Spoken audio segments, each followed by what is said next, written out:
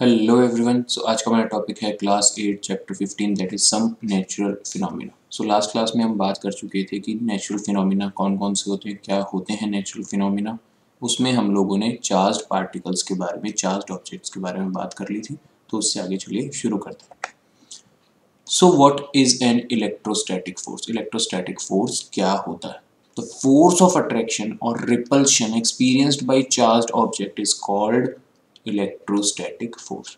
आप फोर्स वाले चैप्टर में पढ़ के आए थे, एक तो कांटेक्ट फोर्स होती है, एक नॉन कांटेक्ट फोर्स होती है। उसमें हमने इलेक्ट्रोस्टैटिक फोर्स के बारे में पढ़ा था कि ये एक नॉन कांटेक्ट फोर्स होती है। तो वो फोर्स ऑफ अट्रैक्शन, वो फोर्स जब अट्रैक्शन या रिपल्शन के दौरान, किसके बीच में अट्रैक्शन और रिपल्शन, जो चार्ज्ड ऑब्जेक्ट्स हैं उनके बीच में जो अट्रैक्शन होती है, रिपल्शन होती है, उस दौरान जो फोर्स लगती है उसको हम इलेक्ट्रोस्टैटिक फोर्स बोलते हैं। जैसे कि यहाँ पे पार्टिकल 1 है, पार्टिकल 2 है, ये बीच के उनका डिस्टेंस क्या है, d है। इनके बीच में जो चाहे वो फोर्स ऑफ अट्रैक्शन लगे, चाहे वो फोर्स ऑफ रिपल्शन लगे, उसको हम क्या बोलेंगे?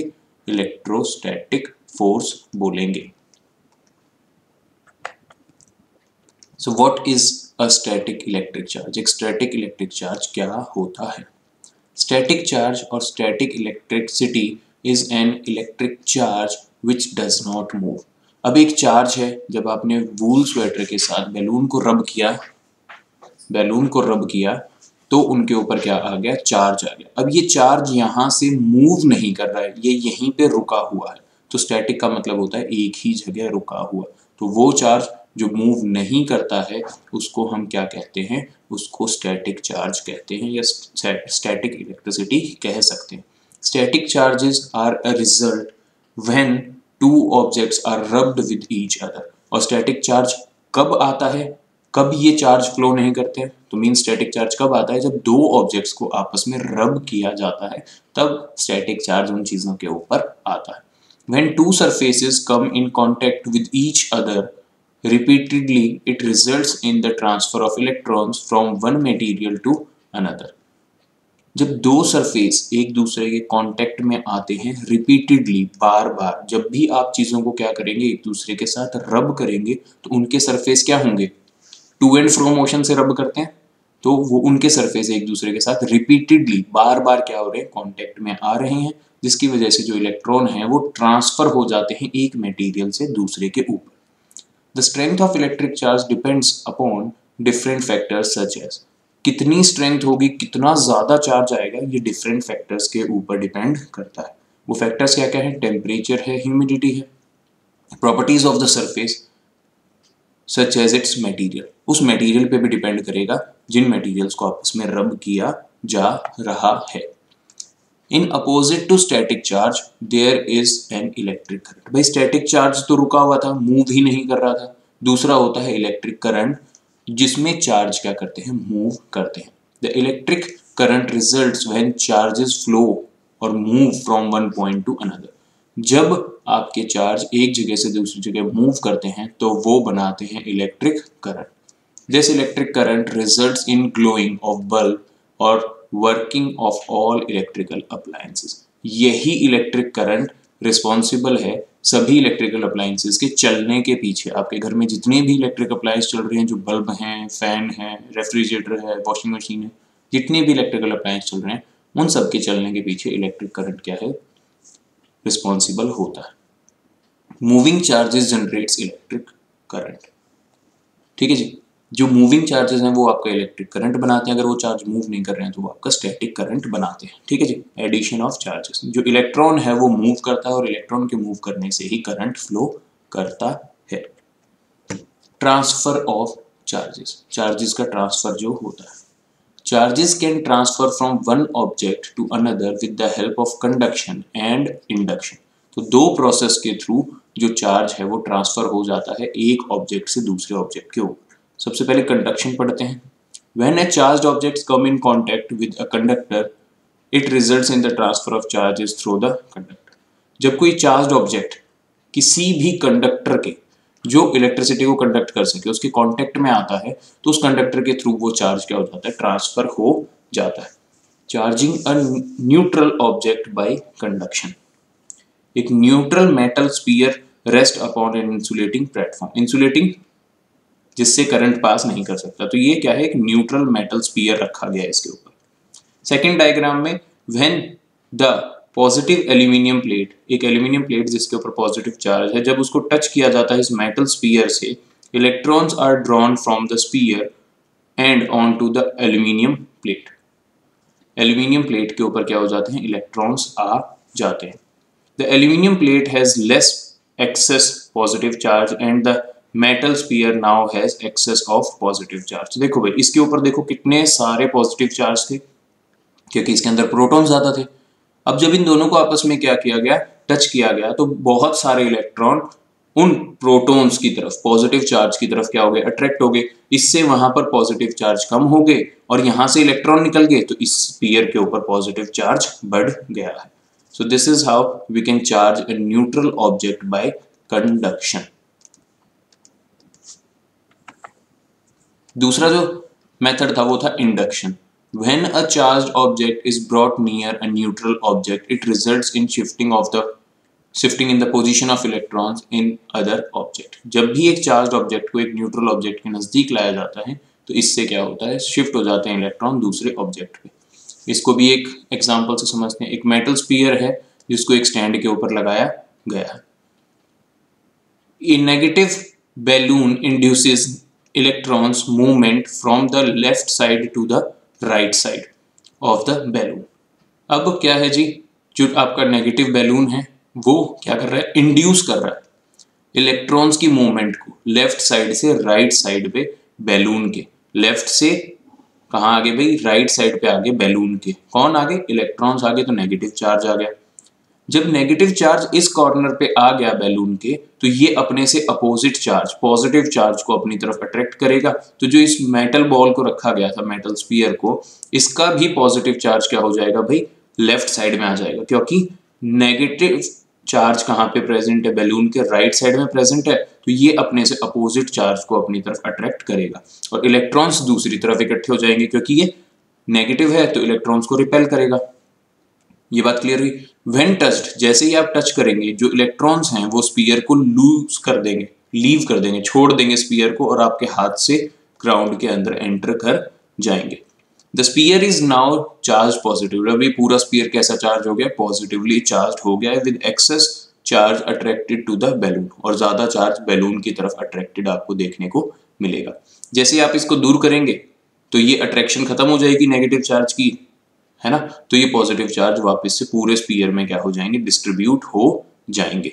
This is how you can charge an object. ये था इंड्यूस किया है हमने चार्ज, क्या किया, इंड्यूस किया है चार्ज, इसलिए इसको इंडक्शन का है। उसमें हमने क्या किया, टच किया था, टच करके, कंडक्ट करके, टच करने से ही कंडक्शन होती है। पढ़ा होगा आप लोगों ने पहले भी, हीट ट्रांसफर के मेथड के अंदर कंडक्टर ही कंडक्ट करते हैं। तो उसमें हमने दोनों ऑब्जेक्ट्स को क्या किया था, टच किया था। इसमें बिना टच किए हमने दूसरे ऑब्जेक्ट को पॉजिटिवली चार्ज बना दिया। The process of induction does not involve any physical contact. Conduction के अंदर फिजिकल कॉन्टेक्ट बनाया था, इंडक्शन के अंदर कोई भी फिजिकल कॉन्टेक्ट नहीं चाहिए between the charged and uncharged object, while the process of conduction requires a physical contact between them। I hope आपको कंडक्शन और इंडक्शन के बीच में डिफरेंस समझ में आ गया होगा। How the transfer of electric charges led to conservation of charge। कैसे जो इलेक्ट्रिक चार्ज हैं उनका जब ट्रांसफर होता है तो कंजर्वेशन ऑफ चार्ज कैसे होता है। The net charge on a neutral object is zero। कोई न्यूट्रल ऑब्जेक्ट है उसके ऊपर टोटल चार्ज क्या होगा, जीरो होगा, क्योंकि उसके ऊपर जितने पॉजिटिव चार्ज हैं उतने ही क्या है, नेगेटिव चार्ज भी प्रेजेंट हैं। However, when an object receives some electrons from another object, the net negative charge on the first object is equal to the net positive charge of the second object। In this way, charge are conserved during transfer of electrons। देखिए जी क्या हो गया, क्या कहता है कि जब कोई ऑब्जेक्ट, मान लीजिए इस ऑब्जेक्ट ने इलेक्ट्रॉन रिसीव किए हैं, इसके पास 10 प्रोटॉन थे, 10 इलेक्ट्रॉन थे, ठीक है जी। इसके पास मान लीजिए क्या थे, 10 प्रोटॉन थे और 10 ही क्या थे, इलेक्ट्रॉन थे। इससे 2 इलेक्ट्रॉन इसमें चले गए। कितने इलेक्ट्रॉन चले गए, इसमें 2 इलेक्ट्रॉन चले गए, ठीक है जी। The net negative charge on the first electron is equal to the net positive charge on the second object.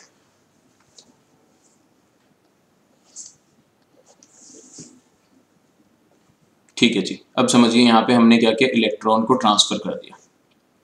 तो जो नेट नेगेटिव चार्ज है फर्स्ट ऑब्जेक्ट के ऊपर, अब फर्स्ट ऑब्जेक्ट पे कितना नेगेटिव चार्ज हो गया, 8 इलेक्ट्रॉन्स हो गए भाई। इस पे कितने इलेक्ट्रॉन्स हो गए, 12 इलेक्ट्रॉन्स हो गए। इस पे कितने प्रोटॉन्स हैं, इसके ऊपर प्रोटॉन्स हैं आपके 10, इसके ऊपर भी प्रोटॉन है आपके 10। आप देख सकते हैं टोटल चार्ज जो है सिस्टम का वो क्या है, कंजर्व है। टोटल पॉजिटिव चार्ज कितना है 20, और ये टोटल नेगेटिव चार्ज भी कितना है 20 है। लेकिन एक के ऊपर अब क्या चार्ज आ गया, एक के ऊपर, इसके ऊपर 2 नेगेटिव चार्ज आ गया, और इसके ऊपर क्या आ गया 2 पॉजिटिव चार्ज आ गया, क्योंकि इसमें 2 प्रोटॉन एक्स्ट्रा है इलेक्ट्रॉन से, इसमें 2 इलेक्ट्रॉन एक्स्ट्रा है प्रोटॉन से। तो 2 इलेक्ट्रॉन एक्स्ट्रा है तो 2 नेगेटिव, 2 प्रोटॉन एक्स्ट्रा है तो 2 पॉजिटिव। देखिए दोनों ऑब्जेक्ट्स के ऊपर, इसके ऊपर जितना नेगेटिव चार्ज है उतना ही इसके ऊपर क्या होगा, पॉजिटिव चार्ज होगा। इस वजह से जो चार्ज है वो क्या रहा, कंजर्व रहा। टोटल चार्ज है वो क्या है, सेम है। आई होप आपको एग्जाम्पल समझ में आया होगा। सो एक डिवाइस है इलेक्ट्रोस्कोप, उसकी सहायता से हम पता लगा सकते हैं कि कोई भी चीज चार्ज्ड है या नहीं है। It is a device which can test if an object is charged और नॉट। ये एक ऐसी डिवाइस है जो टेस्ट कर सकती है कि कोई ऑब्जेक्ट चार्ज है या नहीं है। अब्राहम बेनेट ने डेवलप किया था एक गोल्ड लीफ इलेक्ट्रोस्कोप 1787 में। गोल्ड लीफ इलेक्ट्रोस्कोप ये है, उसमें ये लीव्स थी, किस चीज की थी वो, गोल्ड की लीव्स थी। उसको डेवलप किया था जी अब्राहम बेनेट ने। स्ट्रक्चर ऑफ एन इलेक्ट्रोस्कोप का स्ट्रक्चर कैसा होता है। Generally gold and silver are used to construct an electroscope because they are good conductors of electricity. आमतौर पर गोल्ड और सिल्वर को यूज किया जाता है क्योंकि ये गुड कंडक्टर ऑफ इलेक्ट्रिसिटी होते हैं इलेक्ट्रोस्कोप बनाने के लिए। लेकिन हम कॉपर और एल्यूमिनियम को भी यूज कर सकते हैं क्योंकि ये बहुत ज्यादा महंगे मेटल्स होते हैं, गोल्ड और silver. It consist of a glass jar, एक ग्लास जार होता है, having a vertical brass rod. ये आप एक ब्रास रॉड देखेंगे उसके अंदर, जो ये बीच में दिखाई दे रही है आपको। The rod is inserted into the jar through a cork, एक कॉर्क है उसके अंदर से उसको इंसर्ट किया गया है। The brass rod has a brass disc और horizontal rod attach to it, उसके ऊपर एक ऐसा टी शेप की ब्रास रॉड हमने इसमें इंसर्ट की है। जो दूसरा एंड है उसके ऊपर गोल्ड फॉइल्स को सस्पेंड किया गया है, लटकाया गया है, ताकि वो मूवमेंट शो कर सके, वो हिल डुल सके। सो वर्किंग कैसे होती है इलेक्ट्रोस्कोप की। When a charged object touch the brass disc, जैसे ही कोई चार्ज ऑब्जेक्ट इस ब्रास डिस्क को टच करता है, the electric charge get transferred from the brass rod to the gold leaf. तो कंडक्शन के थ्रू जो ये चार्ज है ये लीव्स में चला जाता है। किस में चला जाता है, लीव्स में चला जाता है through this brass rod. As a result the gold leaves move away from each other depicting the presence of charge. और दोनों पे ही देखो नेगेटिव चार्ज आ गया, दोनों ही लीव्स पे, एक लीव ये मान लो एक लीव ये मान लो। तो इन दोनों के ऊपर क्या हो गया भाई, आपका नेगेटिव चार्ज हो गया, और दोनों पे सेम चार्ज है तो सेम चार्ज एक दूसरे को रिपेल करता है, जिससे गोल्ड फॉइल जो है आपकी गोल्ड लीफ जो है वो क्या हो गई है, रिपेल हो गई है। रिपेल होना क्या बता रहा है कि दोनों के ऊपर सेम चार्ज आ गया है, और कुछ चार्ज आया है तभी तो रिपेल हो रहे हैं। और रिपेल कब होते हैं, जब सिमिलर चार्ज आता है तब वो क्या करते हैं, रिपेल करते हैं। सो इलेक्ट्रोस्कोप का हम यूज कर सकते हैं किसी भी ऑब्जेक्ट के ऊपर चार्ज पता करने के लिए। नेक्स्ट टॉपिक है discharging and earthing. When a charged object loses its charge it is said to be discharge. जब कोई चार्ज्ड ऑब्जेक्ट अपने चार्ज को लूज कर देता है तब हम कहते हैं कि वो क्या हो गया, डिस्चार्ज हो गया। When a charged object transfer its charges to the earth it is called earthing। लेकिन अगर वो चार्ज्ड ऑब्जेक्ट अपने चार्ज को अर्थ में, धरती के अंदर, पृथ्वी के अंदर डिस्चार्ज कर दे, ट्रांसफर कर दे, उसको हम अर्थिंग कहते हैं। Generally every building is provided with earthing to protect it from electrical shocks due to leakage of electric current. तो आमतौर पर जितनी भी बिल्डिंग्स बनाई जाती हैं उनके अंदर अर्थिंग की जाती है, ताकि अगर कहीं पे इलेक्ट्रिक करंट लीक हो रहा है घर में या फिर बिजली गिरती है, उसके लिए हम लाइटनिंग कंडक्टर लगाते हैं ताकि वो सारा का सारा चार्ज कहाँ चला जाए, अर्थ के अंदर चला जाए। One phase secondary distribution of transformer, transformer है जी यहाँ पर देख सकते हैं आप। ये लाइव वायर है, न्यूट्रल वायर, दो वायर आते हैं, एक रेड वायर होता है, एक ब्लैक वायर होता है। रेड आपका लाइव वायर होता है, ब्लैक आपका न्यूट्रल वायर होता है। ये आए भाई आपके घर में इलेक्ट्रिकल कंपोनेंट हैं, ठीक है जी। अब आपने हमेशा देखा होगा ऐसा कुछ स्विच होता है, ये इनमें से एक लाइव वायर से कनेक्टेड होता है, एक न्यूट्रल वायर से कनेक्टेड होता है,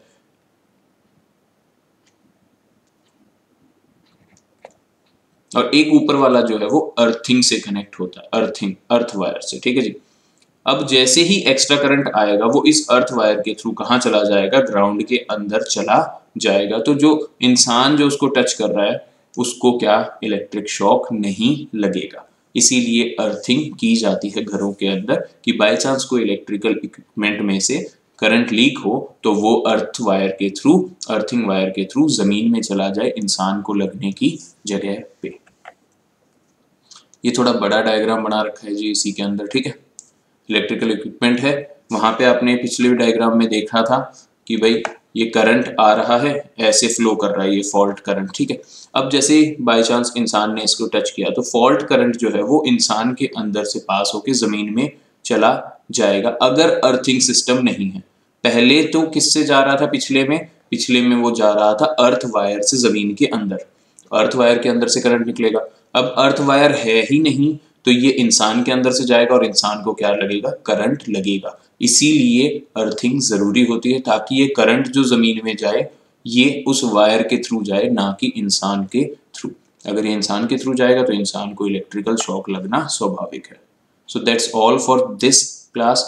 जो हम नेक्स्ट टॉपिक पढ़ेंगे वो नेक्स्ट वीडियो में पढ़ेंगे। अगर वीडियो पसंद आए तो लाइक कीजिएगा, शेयर कीजिएगा, सब्सक्राइब कीजिएगा।